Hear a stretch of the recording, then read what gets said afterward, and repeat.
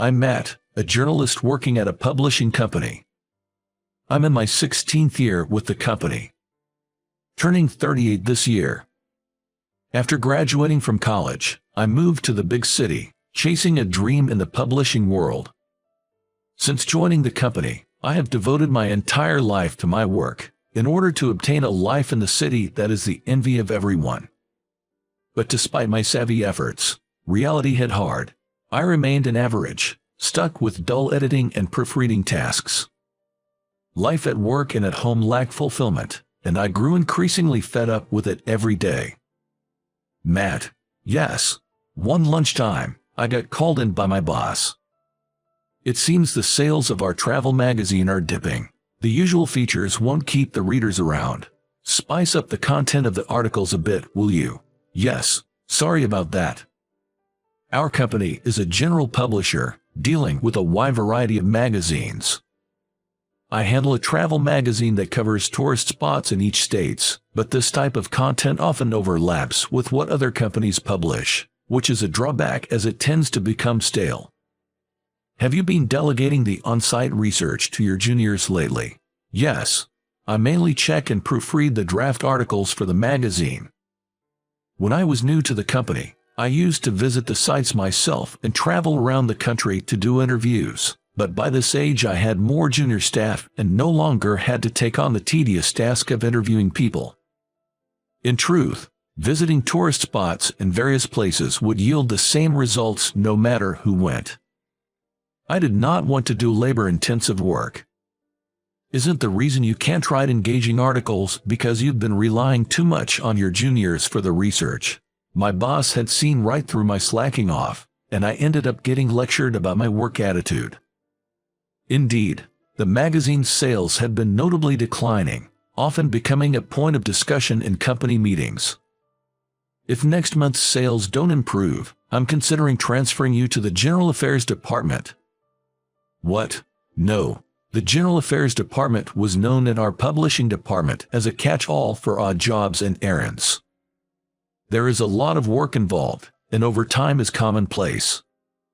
It was obvious that it was a lot of troublesome work. If you don't like the sound of that, how about you do the on-site research yourself for a change? Me? Yes. Instead of leaving it all to the juniors, why don't you cover tourist spots that you'd personally recommend to our readers? Okay, I'll do it. When the boss orders, a regular employee like me has no right to refuse. The research for next month's article was already done, so any new article I write would only be published the month after next. Little did I know that the quality of the article would determine my fate. That evening, I returned to my one-bedroom apartment and collected the mail that had piled up in my mailbox. There were ads for real estate, newspaper subscriptions, and flyers for the local supermarket's flash sale. As I skimmed through them, I found a postcard tucked among the ads. What's this?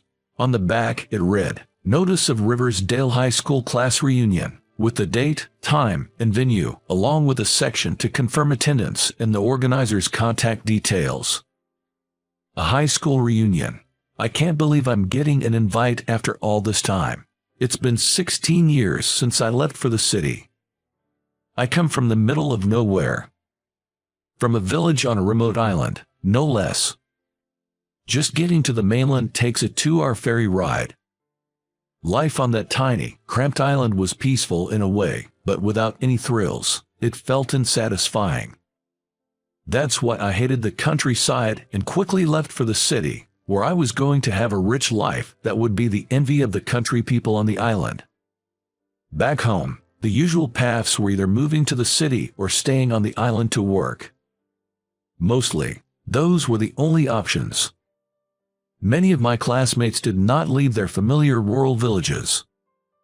Some took over family businesses that had been running for generations, while others got married following village customs.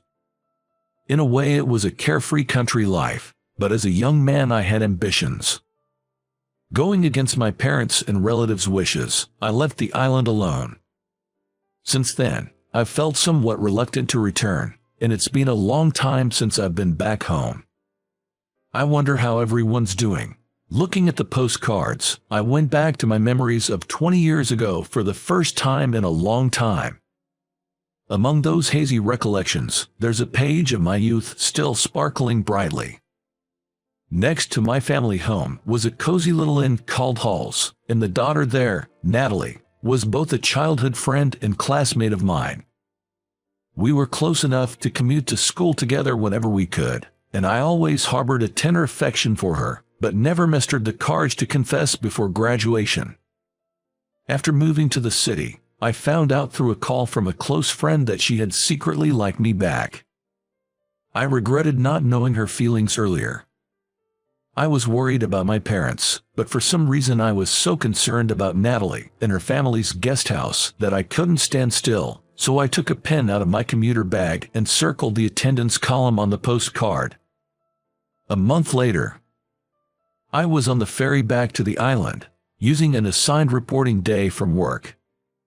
Although the main reason was to attend a reunion rather than for the assignment, I still took out my reporter's notebook to jot down details of the transportation, cost, and travel time from the city center to the island. Never thought my first assignment in a while would be my own hometown.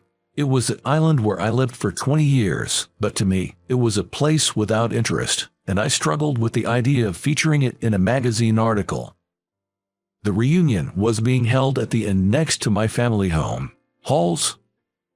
That's precisely why I decided to attend the reunion while visiting home. There's no use reminiscing about my youth or meeting my first love now, but as the reunion approached, I couldn't help but feel a surge of excitement as I remembered those days.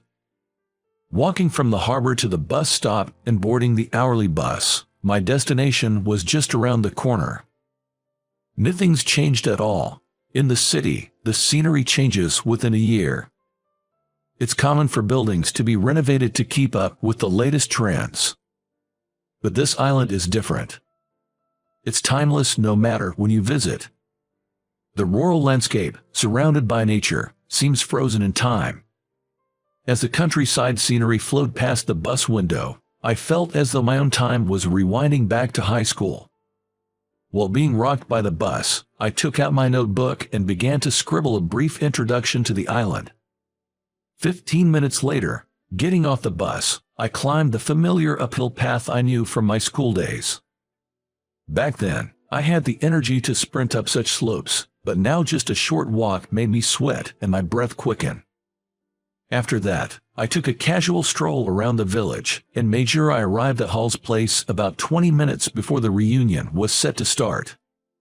Hall's, just like the surrounding scenery, hadn't changed a bit since back in the day, and even the statue that stood guard by the entrance like a gatekeeper for the past 20 years was still there. When it starts to get dim, the light of the lanterns hung at the front entrance would light up, and even that orange glow was just as I remembered. As I put my hand on the door, I could faintly hear laughter leaking from inside. It seemed some of the attendees had already started drinking. With a wry smile to myself, I figured it wasn't too surprising since most of my classmates had stayed on the island and probably couldn't wait to get started. "Welcome, could it be Natalie?" "Huh, that voice, Matt." When I opened the door and stepped into the entryway, there to greet me was Natalie, clad in the inn's uniform, with a bandana wrapped around her head. "You really came." I said I would, didn't I? "It's been a while. You look well." "Yeah. You too, Matt. I heard from the organizer, Jake, that you were coming, but I just couldn't believe it." Natalie, slightly blushing, scratched her cheek with her fingertip and smiled cheerfully. Her smile, with two dimples on his cheeks, is still the same. "Thanks so much for coming all this way. It's not like I need to be thanked or anything." As I was caught off guard by Natalie's candid expression, a man dressed in the same uniform as Natalie came walking down the hall towards us. "Good evening. You must be Matt. Nice to meet you. I'm Bob, Natalie's husband." Yeah. Nice to meet you, Matt." I was suddenly snapped back to reality when I saw Natalie's neighbor greeting me. Natalie is married. I'd heard through the grapevine that the eldest son of a farming family from the next village over had married with Natalie. I attended the reunion to see Natalie, but it was also to try and get past the regrets of an unrequited first love that I'd harbored since high school. Looks like everyone else is here except for you, Matt. It's a bit early, but shall we start the reunion? Natalie said with a smile, assuring me inside. I took off my shoes, stored them in the cubby, and followed her into the hall. Matt, you're late, man. Come on over here, quick. Jake, it's been a while, I said as I sat down next to Jake, who had signaled me over enthusiastically as soon as I entered the banquet hall. Jake was my closest friend since high school, and since moving to the city, the only people I'd kept in touch with were my parents and Jake. Are you doing well? You've really become a city slicker, huh? Wearing such an expensive-looking suit and all. Nah, it's nothing special. Jake had become a fisherman, taking over his family's business after graduating from high school. There were supposed to be 2 other people living in the city attending the reunion, but it seems they canceled last minute due to sudden engagements. I hear you've been slammed at work. Must be a hassle to head back to that tiny island. Moving to the big city has changed you, huh? Yeah, maybe. Sure, city life is flashy and fun, I'll give you that, but the island has its own charm. That's what I believe, anyway. As Jake chugged his beer and talked, I found myself at a loss for words. The other 2 felt much the same, I reckon. This time, it was just a chance to catch up with Natalie while I was home visiting. No denying it, going back to the rural island felt like a drag, that much was clear. Here you go, some more shrimp for you. Oh, I've been waiting for this. While Jake and I were deep in conversation, Natalie came over with a big smile, bringing some freshly prepared shrimp. The table was loaded with luxurious plates of seafood, and the high school friends chat got even more lively. Despite criticizing my hometown as a boring backwater, reminiscing with friends made me strangely buoyant, and before I knew it, I felt my frustrations clearing away. Around these old classmates, I could relax. No need to put on airs. So, how are you doing these days? Me. Yeah, you, Matt. You must be doing well for yourself, right? Tell us some stories about the city. Natalie plopped down between Jake and me, and one by one, the others joined in the conversation. Before I knew it, I became the center of attention. I'm working at a publishing company now. It's busy work, but putting a magazine together with the whole team is pretty rewarding, I'd say. Wow, look at you. Publishing is something way out of reach for a farmer's second son like me. Haha, Matt, you've got a different vibe than the rest of us island bumpkins. I'll admit, before I left for the city, I wanted to prove something to my parents and my classmates back home. I'm not meant to be contained by this countryside, I thought, rebelling and moving to the city. But the reality is, I'm stuck at work, with no remarkable success stories or achievements to boast about. I used to brag about being respected by my juniors or being in the boss's good graces, getting dragged to business golf or nightly drinks, but that was all just to protect my pride. You're cool, Matt. What? All of a sudden, Natalie, sitting next to me, watched me with a smile, chuckling in her typical way. It wasn't just her smile, but her bright laughter and subtle thoughtfulness that were so characteristic of her. Matt, remember how you used to get lost in school all the time? Hey, don't bring that up. That was decades ago. Haha, sorry, it's just nostalgic. Memories from 20 years ago flooded back, and I couldn't help my tearing up a little. After 2 hours, the reunion came to a close, and we headed to the after-party at a bar. Good job, everyone. You too. Natalie, aren't you coming to the after-party? As classmates started to leave the venue, I noticed Natalie staying behind with her husband, Bob, at their family inn. When they finished cleaning up, I approached them. Hey, Matt, do you want to talk for a bit? With me. I was a bit shaken, not expecting Natalie to ask me out, but once today's reunion and interview is over, I would not be returning to the island for a while. This might be the last chance to talk with Natalie. We sat down on the back porch of the inn, quietly looking out at the garden. Natalie seemed uncharacteristically hesitant, her face downturned. Back in school, she was always the one to break the ice with shy me. Tonight, it was my turn to lead the conversation with Natalie. "What's up? This isn't like you, Natalie." "Is that so? It's been 16 years since I last saw you. Maybe I'm just nervous." "Natalie, you were never the type to be intimidated by anyone. Talk like you used to, no holding back." "Yeah, you're right." Natalie lifted her face and turned to me before speaking. "Today, honestly, I was really happy. You came to the reunion. Come on, don't exaggerate." "No, I'm serious. Our family and might be closing down soon." "What?" It was a bolt from the blue. As I looked at Natalie with wide eyes, I could see her eyes were beginning to tear up. "The number of tourists has been declining over the years, and my parents are getting old. They're thinking of closing the inn. I love this job. I want to keep the inn going." "What will you do if the inn closes, Natalie?" "I guess I'll live with my husband's family. I'll probably help out with the farm work." "I see." Watching Natalie clench her hands on her knees in frustration, I could feel just how much she loved the inn. In that moment, a passionate fire ignited within me that had been smoldering in the depths of my heart. "Don't give up, Natalie. You want to keep working, right?" "Yeah, but if guests don't come, we can't keep running the inn." "Don't worry, I'll write an article about it." I had never really wanted to write an article on my own accord before. I'd just been going with the flow, covering whatever was popular or trending at the time, and visiting tourist spots out of calculation. But now it was different. I wanted to share the charm of my humble, small hometown charms only I knew about with someone else.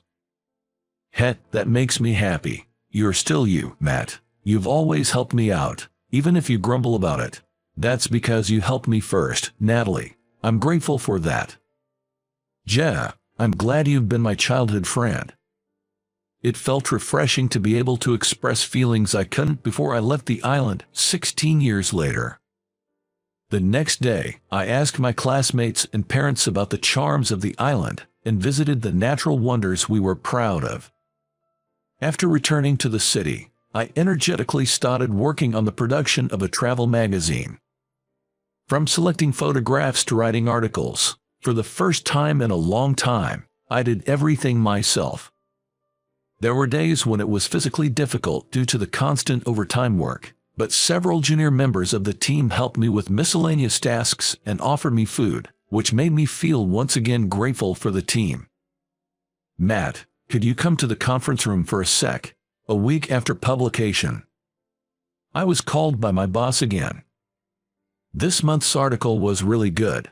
The interviews felt authentic, and the features hook was excellent. "Really? It seems inquiries to the place have increased. Well done, Matt." "Thank you." Receiving words of praise for the first time in years, I hugged the travel magazine, my work of pride, to my chest. With the help of Natalie, Jake, my classmates, and my parents, I was able to write the article. I was able to savor the beauty of my hometown and the joy of my work anew. It was that rural island that changed me. And now, I want to visit Natalie's Inn again, not as a journalist, but as a dear friend.